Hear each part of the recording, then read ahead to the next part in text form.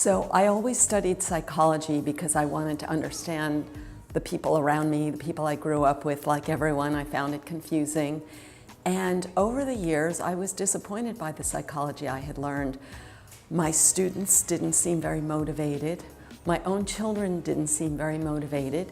And then when I discussed it with my colleagues in the social sciences, I was shocked to discover that a lot of their children were not very motivated either.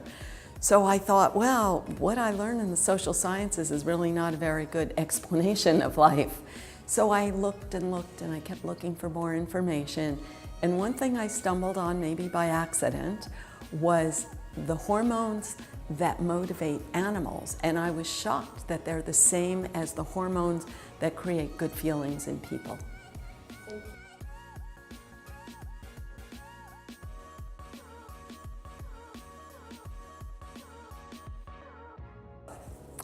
I'll tell you why 45, but I really don't want to, make a big deal about the number. But I was in a yoga class and they told me to fold your arms and now look at which arm is on top and now try to do it the opposite way, and it's so hard and that you can't do it. I can do it now because I did it. Or put your thumb, fold your hands and then try to put the other thumb on top.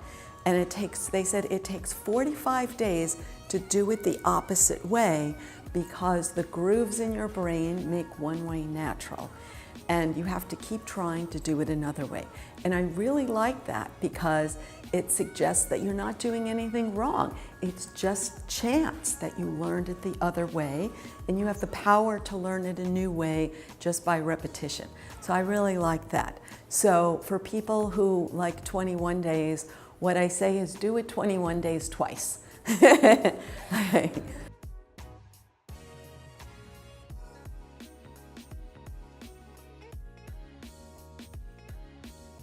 So it is the irony of modern life that when we face less immediate threat, that then we feel so stressed.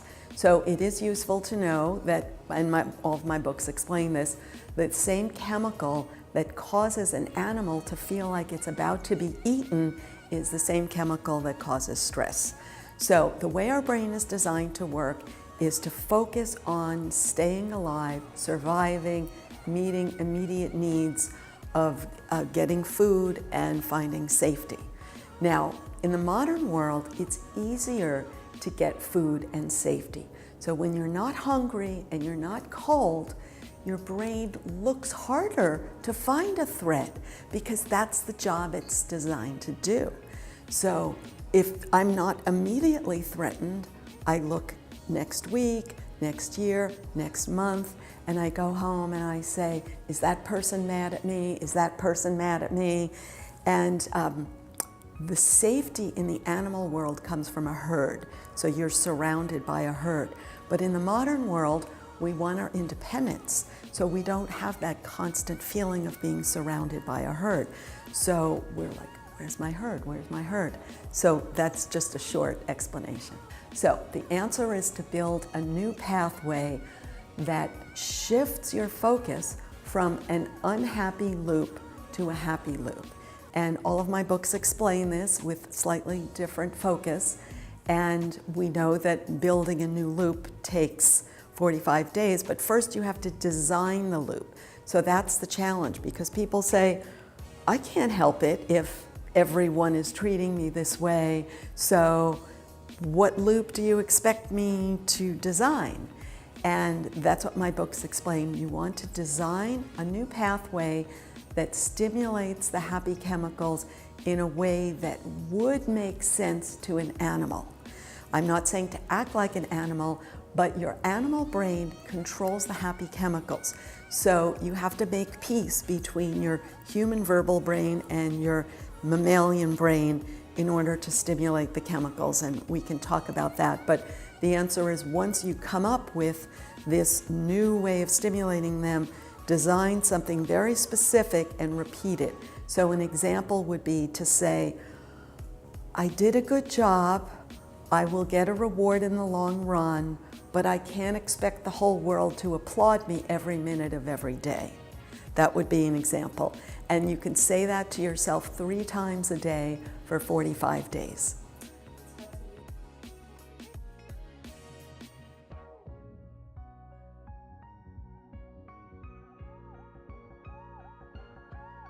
So, expectations means anticipating the future. So animals don't anticipate the future. That's the big difference. So the human cortex has 2 major jobs. So it can abstract, and that means language is abstract, and anticipating the future is abstract, because when you anticipate the future, it's something you can't touch. So that ability to anticipate has freed us from living in constant hunger. In the animal world, you spend all your time looking for food, looking for protection from predators. But in the modern world, because we anticipate our future needs, we have solved some of them. And just the simplest example is that animals, their babies get eaten by predators. Sometimes they watch their baby get eaten alive. But humans, our babies never get eaten alive because we have learned to protect our babies from predators. So that's the positive side of anticipating threats. And yet we all know that the negative side is that when I have a baby, a child, and it's safe, then I think, oh, but it might not be safe tomorrow. It might not be safe next year. My grandchildren might not be safe 100 years from now. So we can never stop looking for potential threats, because that's the brain, the job our brain evolved to do. So what we can do, it's good to anticipate, but what I think about is like putting a new pair of glasses to say, okay, I'm anticipating bad, but I can also see the positive, because it's so hard to see the positive. You don't grow up seeing the positive. Most people's parents don't teach them to see the positive. So you want to be able to put on your positive glasses, and at first you may feel like you're lying to yourself. You don't even believe the positive things you tell yourself. So what I explain in the books is, if you can tell yourself something positive for 3 minutes a day, for 1 minute, 3 times a day, you can be negative the rest of the day, and just for 1 minute, think of something positive and repeat it to yourself. Even if you think you have nothing positive, other people are mean to you, and you only see your weaknesses, that you can find something positive and repeat it, and after 45 days, you will start to believe it.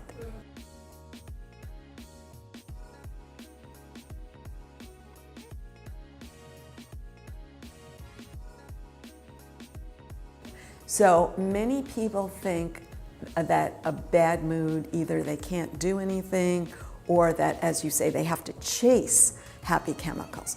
But as we all know, when people chase happy chemicals, they often get a bad habit. So it's so easy to see these bad habits in other people, and we all know what all the famous bad habits are, and we all know that they may work in the short run, but in the long run, these bad habits often cause you more bad mood. So it's more important to understand how your happy chemicals are meant to work, and then you can give yourself permission to have a bad mood for a few minutes, and I'll explain how, so that instead of chasing happy chemicals, you can just relax and accept. And what I say is that it's, you know, when you drive a car and there's forward and there's reverse and there's neutral. So this is a new idea to say, it's not a bad mood, I'm just in neutral, okay? So the reason is, when your happy chemicals turn on, they have a job to do. And when the job is over, and my books explain all the job, and we can talk about it, when the job is over, it goes down. But that down is not a crisis, it's not a problem, it doesn't mean you did anything wrong, and it doesn't mean there's something wrong with the world. It just means that this spurt is over, and now you're in neutral, and now you're waiting to make a decision about the next place to invest your energy. Because that's how an animal survives, by constantly choosing, is this the best place to invest my energy, or here? So what should I do next? So what I say in my books is the solution is to do nothing. because if I do nothing, then that will teach my brain that nothing terrible happens when I just stop.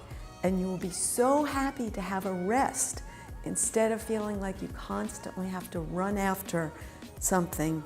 And yes, you can run after happy feelings, but you can choose them more carefully, and you can choose them in new ways instead of just automatically running after them when you're in a bad mood and you're repeating a bad habit.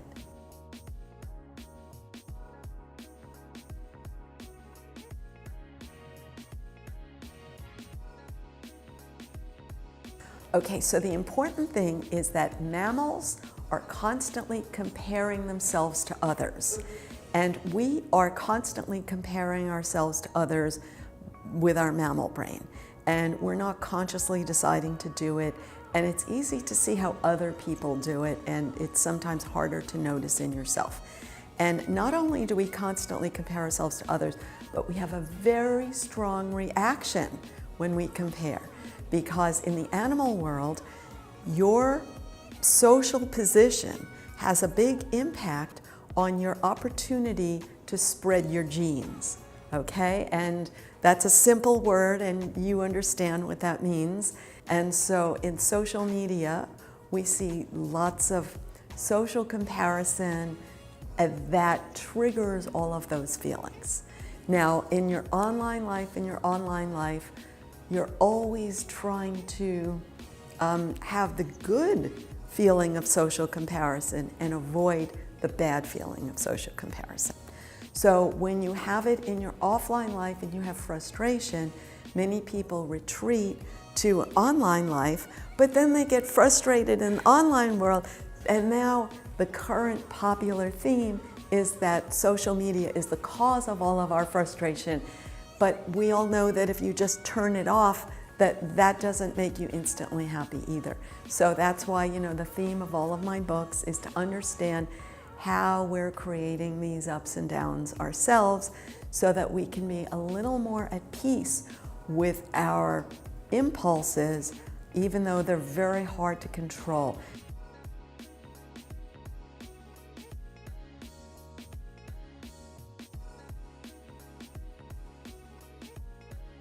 So this is a very big issue. A very, very good question. I really appreciate that. Okay, I appreciate it because so many people only want to see the happy side of the happy chemicals, but every one of them has a downside, which I explain in my books, and it would take so long, and I often have to convince people that there's an unhappy side, so I'm so glad you get that.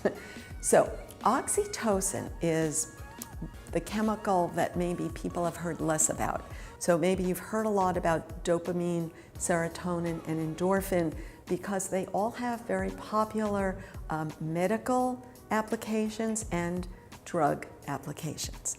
And oxytocin, although it's not as common, it has a fan club because the people who do know about it, they call it the love hormone or the cuddle chemical or the bonding hormone.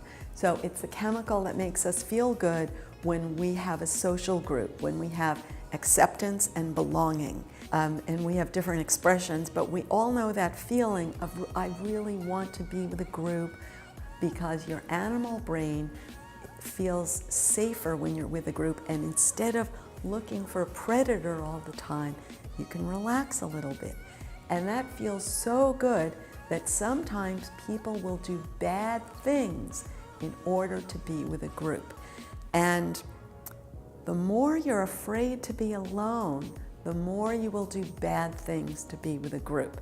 And we can all think of so many examples of bad things people do to not be alone. And we all make different choices about this, because whatever you learned when you were under age 8 and during puberty of, oh, so this is what people do in order to have that safe feeling. Now, the simple word for that safe feeling that I use to put it in a positive context is trust.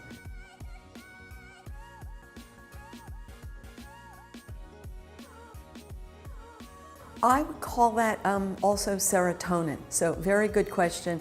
So they're related. So let me explain the difference between the two of them. So as I mentioned, animals spend most of their time looking for food because they don't have a refrigerator, they don't have money, they don't have food processing, so they're always looking for food. So there's two different feelings involved. Dopamine is the feeling of I'm hungry, I look around and I say, oh, there's something I can eat. And I feel excited. I say, I found something and I can get it. So there are two different feelings. So one is I see something, that's opportunity. It meets my needs. That's my awareness of my unmet needs and my confidence in my skills. So a monkey has to do a lot of work to get to it. So it's all those things together. And when I say that to myself, that's a great feeling of dopamine. But I still don't have the food in my belly, so I have to do a lot of work to get to it. So dopamine releases energy that makes me take that next step. And when I see that I'm closer, then I get more dopamine and I have more good feelings. Now, sometimes we get frustration, like we try to get to something and we fail. So in animals, like a lion runs toward a gazelle and then the gazelle gets away. So often we seek a reward and we can't get it. But each time we get a little bit closer, that's the good feeling of dopamine. Closer, closer, more, more, more. And that's why if you are trying to achieve a goal, whether it's in your career or in a romantic relationship or in an athletic goal, or the most popular ones, then people get dopamine more, more, more, more.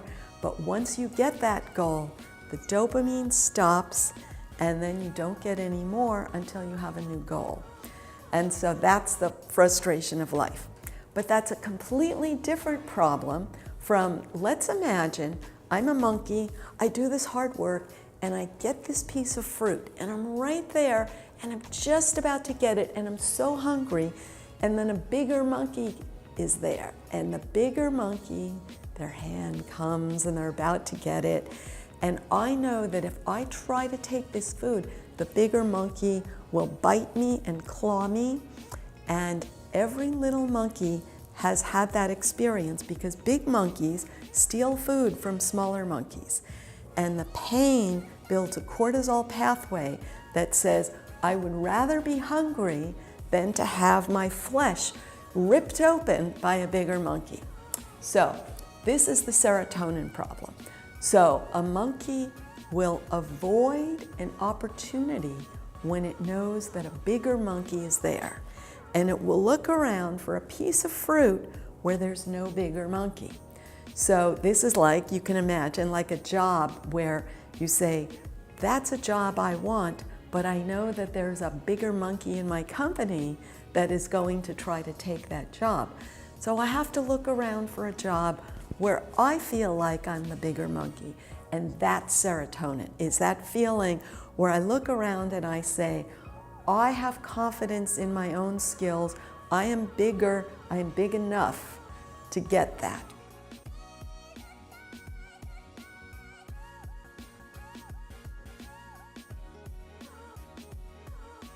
So adrenaline is the first one that was really popular. Adrenaline is a feeling of excitement, and it is not, the important thing is it's not positive or negative. So for example, when you drive your car, you have gas that makes you go faster, but it doesn't tell you whether you go forward or backward. So we need both. We need to know when something is good, happy chemical, we go forward. When something is bad, unhappy chemical, we go backward. But adrenaline says, this is an emergency. So then we go forward fast or we go backward fast. So that's the simple explanation. And then why people use it as a synonym for all the others is just because it is an excited feeling and because it was understood earlier. So people use it for anything you feel excited about. Endorphin is the same chemical as morphine, which means heroin or opioid. So hopefully we understand that we are not meant to be having these chemicals in us all the time. They create a very good feeling only when you're in pain, because their job is to mask pain so that you can take an action to protect yourself when you're injured. Why do people use endorphin as a synonym for all the others? Because it was the next one to be discovered, and it was the first happy one to be discovered, and it is the one people think they have control over in a way that's called runner's high. So when people run and they get exercise, they think they're getting a high, and that's a popular way to feel good. And I don't agree with it, so I'll explain why. First, your body only produces it when you run to the point of pain. You don't get endorphin high every time you run, only if you run to the point of pain. Now, what's going to happen to you in the long run if you create pain every day? And we all know that there are other bad habits people have to create pain to get endorphin. It's very bad in the long run. The next thing is your brain habituates, which means you have to create more and more pain to get the good feeling. It's a disaster. It's a terrible way to feel good.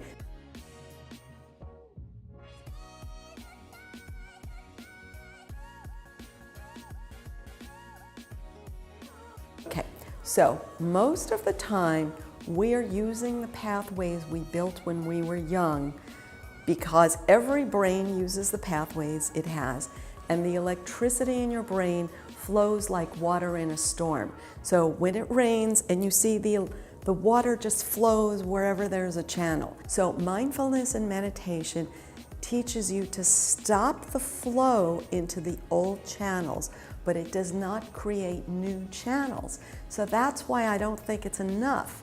And that's, again, people think meditation is the way to happiness, and then if they do it and they're not happy, they just think more and more meditation, to the point where they're cutting themselves off from life. And I don't think that's healthy at all. And I don't think more meditation is the answer.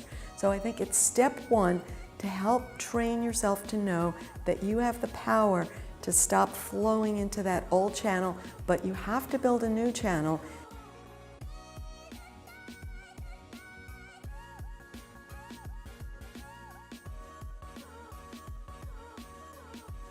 Obviously, it's not possible.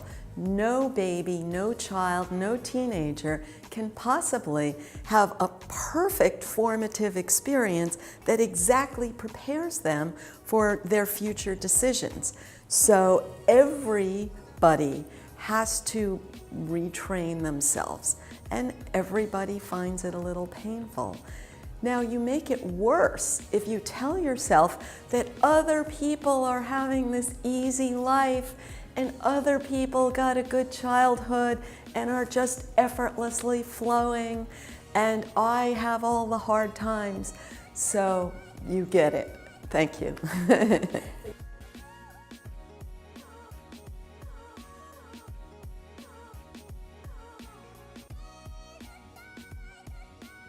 I know this is popular today, and people are telling old people to do this, but then there's the opposite view. Do you know what a crossword puzzle is? Yes, so some people are telling old people to do crossword puzzles, and other people are saying, well, that will make you better at doing crossword puzzles, but it won't make you better at everything else. So my advice is to do something you like, because the liking stimulates the chemicals, and the chemicals are like paving on your pathways, okay? The other thing is, I know it's hard to keep your memory when you're older, but really after age 20, we all have a dip in myelin. So it really, you know, gets harder for everyone.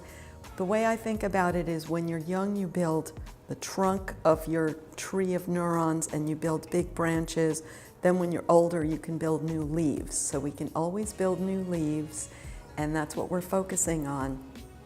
But try to do it in the context of something you like.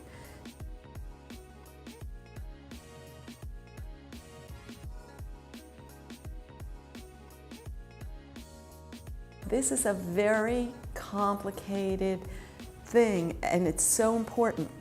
Some people, when they read about the hormones, they may think, I'm a kind of a dopamine person because I love to always run after a new goal. And other people think, I'm a serotonin person because I like to compete. And other people may think, I'm an oxytocin person because I like to always be with friends and have a sense of belonging. Now the question is, if you want to build a new habit and be happier, the first thing most people do is they try to do the thing they're already good at. But actually, to try a new one that you're not already good at is probably, it's going to feel better.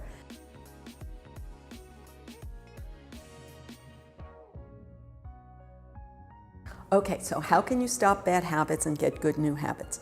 So the answer is always that you have to create a new habit to substitute for your old habit. So the old habit is a pathway in your brain, and it will always be there, but it's like if you have a highway that you're building a new highway, and then you have to build a connector to get to the new highway. So I'm on the new highway and I'm taking the exit. So I have to build both. I have to build the exit and the new highway. So the new highway is what new habit do I want to have? So I'll give you my example of a healthy new habit is to listen to comedy. So put some comedy on your phone and listen. So every time you feel like having a cigarette or crying or eating junk, you listen to comedy and walk in a place that you enjoy. Now, how to build the highway from the old habit to the new habit is to be honest with yourself about when do you do the old habit. So that's what many people call a trigger. So when do you go for a cigarette? When do you go for that bad habit? But my opinion is people do it when they're tired and they haven't learned.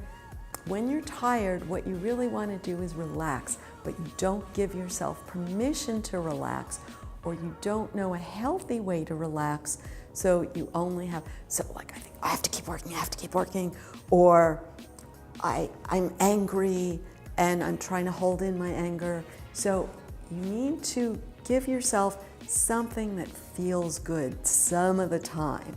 Like even if it's watching junk television or reading a junk book, some of the time you have to give yourself a treat, but a healthy treat.